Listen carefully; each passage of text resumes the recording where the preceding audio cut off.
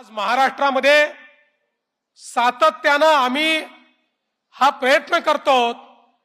की शेती समोरची आव्हानं आपल्याला कमी करता आली पाहिजे।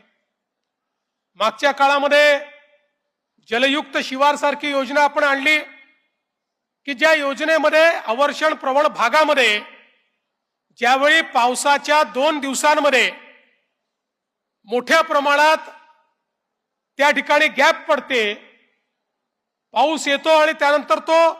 गायब होऊन जातो आणि मग वेगवेगळ्या परिस्थितीत असलेली पिकं ही त्या ठिकाणी वाळतात, ती अनेकदा जळतात, अनेकदा मरतात, अनेकदा त्याची उत्पादकता कमी होते। अशा परिस्थितीमध्ये किमान प्रोटेक्टिव्ह इरिगेशन घेता आलं पाहिजे। याकरता आपण मोठ्या प्रमाणात 22,000 गावांमध्ये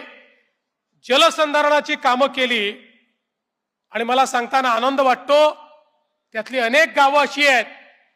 की ज्या गावांमध्ये एक पीक लोक घेत होते,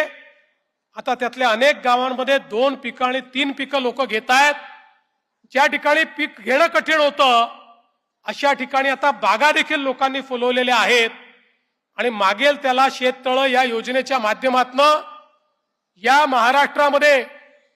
मोठ्या प्रमाणात शेततळी आपण तयार केली आणि त्यातून कुठेतरी हवामानाच्या लहरीपणातही आमच्या